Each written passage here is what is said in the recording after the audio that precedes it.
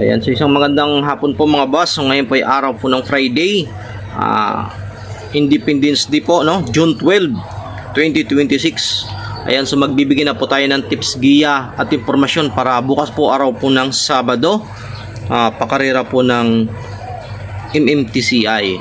Ayan, so meron po tayong 8 races na nainda si Metro Turf para po sa ating mga bayang karerista. Ang start po ng karera bukas araw po ng Sabado ay nasa ganap na alas 4 po ng hapon. Ayan, so bago natin umpisan yung lahat, para sa hindi pa nakapag-subscribe ng ating YouTube channel, Best Time TV, mga bayang karerista, no? Sana mag-subscribe na at huwag kalimutang i-like ang ating video at pakishare po sa inyong mga Facebook group. Ayan, so paki-support na lang po yung ating bagong YouTube channel, yung Karera Tips ni San. Sana ay mag-subscribe po kayo doon kasi sa ngayong katapusan ng June, basta katapusan ng June, yung last week ng June, umpisa Wednesday, doon na po tayo magpo-post sa kabila. So meron na po tayong official announcement about sa bagong YouTube channel natin na sa start po ng June katapusan, mag-ano na tayo, magpo-post na po tayo doon ng ating tips party po sa karera. So wag na pa natin papatagalin pa, umpisa na po natin dito po sa race number 1, pick 5, 1400 meters, 42 to 56. Dito meron po tayong 10 kalahok sa race number 1, umpisa ng pick 5. Dito para sa akin, back page first choice, isang imported na kabayo. Para sa akin, nakakalamang na po ito, back page imported. Tapos second choice ko, Karing Melody. Ito ang huling takbo nito na mainam, si Karing Melody, kaya second choice ko yan. Third choice ko, Distant Thunder na numero 8. Ito tingin ko bebenta o malalamado po ito. Tapos fourth choice ko, Gentle Force. So dito mga bayang karista sa race number 1, 4 po ako, no? Back page, Karing Melody, Distant Thunder, tsaka Gentle Force race number 1. Ayan, so good luck po race number 1 mga bayang karista. 4 po ako dyan. Bahala po kayo dyan magbawas dito po sa race number 1. Yung tingin nyo lamang at mananalo, kuhanin nyo mga bayang karista. Basta unahin nyo po yung inyong kutob. So race 2 po tayo, winner take all, 1400 meters, 42 to 56. Umpisa ng winner take all, dito meron po tayong almost full gate po itong race number 2. So para sa akin, ang aking first choice itong numero 2, Grand Jefe na Bobo. Para sa akin, lamang na po ito. So yan, lamang na po itong dalawa na ito mga bayang karesta, puro po ito magagaling. So yan, sa mga malalakas yung loob, tingin ko pwede na tong suluhin.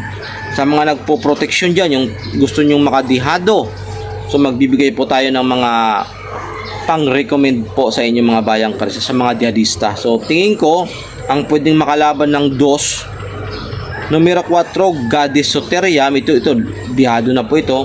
Blue Mind Theory, Beautiful Liana, Tadeus. So yan po yung tingin ko na pwedeng makalaban ng numero 2. So para sa akin, numero 2, no, lamang na po yan. Tingin ko lang pwede nang suluhin sa mga nagtitipid at malakas ang loob. Sa mga gustong makadihado o mga dihadista dyan, Blue Mind Theory, Beautiful Liana, Couple Entry, Goddess Soteria, Tadeus. So yan, good luck po race number 2. Proceed po tayo race number 3, umpisa ng pick 6, 1400 meter race, 1741. Dito meron po tayong almost full gate, 12 kalahok sa race number 3. Danisan, mababa na po sa laban yan mga bayang karista, no?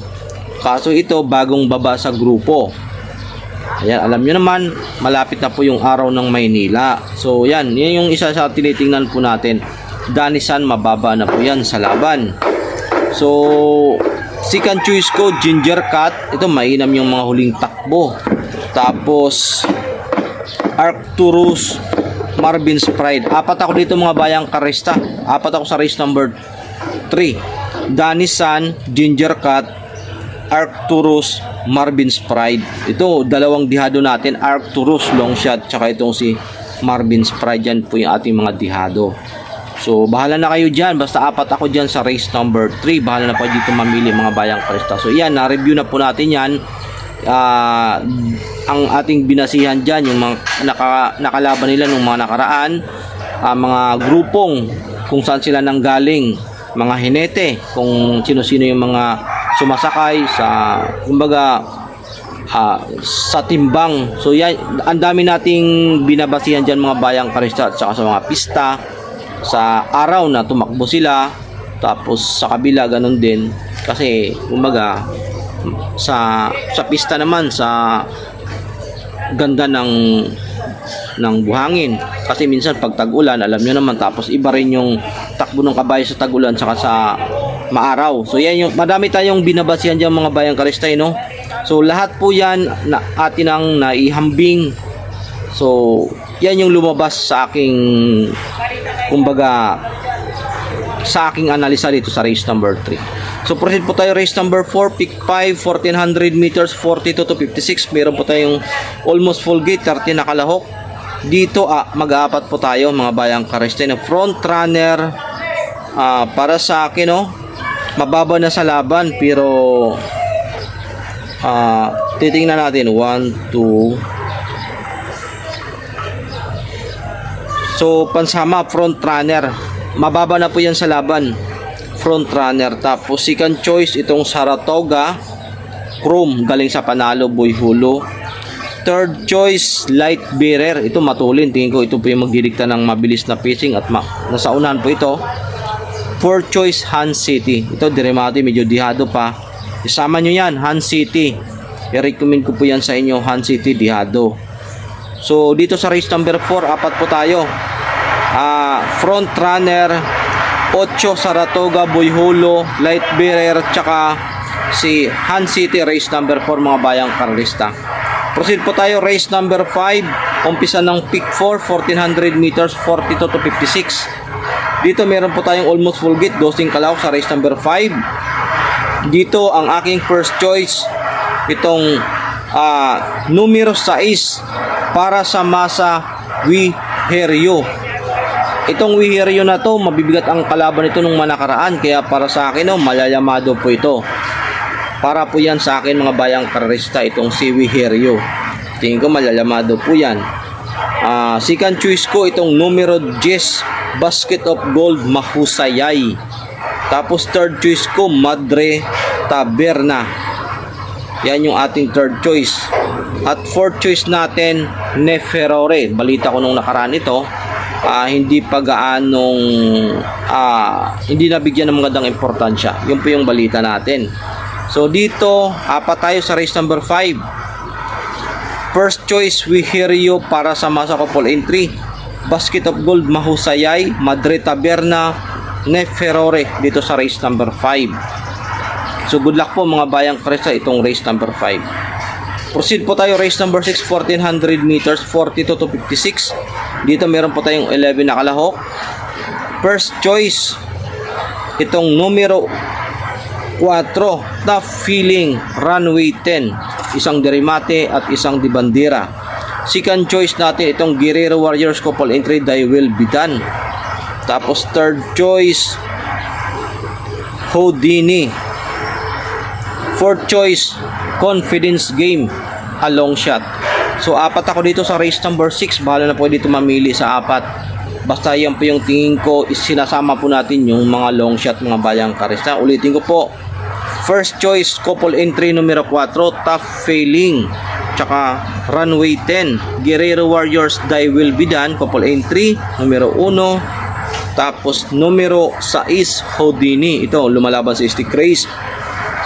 Tapos fourth choice ko itong kabayan ni Boss Patrick na Confidence Game, a long shot. Good luck po mga bayang karista, race number 6. Proceed po tayo race number 7, penalty meters, 1400 meters, 42 to 56. May siyam na kalahok po tayo dito. Para sa akin, Dalawa ako sa race number 7. Grand Jackpot Imported tsaka si Lady Sabin na numero 3. Dalawa ako dyan sa race number 7. Ulitin ko po, Grand Jackpot, Lady Sabin. Pero yung race number 7 sa penultimate race, maliban po sa binigay nating dalawa, magdagdag po kayo. Magdagdag, wag pong dalawa lang pipiliin nyo dito sa race number 7, magdagdag po kayo kasi itong race number 7, sila Black Widow, Attorney Winona, Walk in the Sunshine, tingin ko may mga panalo po yan. Sila Malibu Princess.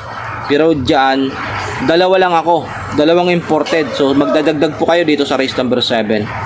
Proceed po tayo race number 8, 1400 meters, paratingan 1741. Meron po tayong 11 na kalahok. Dito, first choice modern stroke na numero 7. Siya po yung may magandang preba po dito. Tapos second choice ko, Anyo 96. Ayan, so dito second choice ko yan si Anyo 96. At third choice ko, numero 3, Footloose. So dito tatlo ako sa race number 8, paratingan. First choice modern stroke, Anyo 96, tsaka si Footloose, race number 8. Magdagdag po kayo dyan sa paratingan dahil anybody's race po yung race number 8 mga bayan. Mahirap po yung race number 8 kahit yung pinakadihado kayang manalo po dyan. So yan po yung ating tips para po sa araw po ng Sabado sa mga Tulaking Game. Maraming salamat po sa pag-antabay at magandang hapon po sa inyong lahat mga bayang kararista.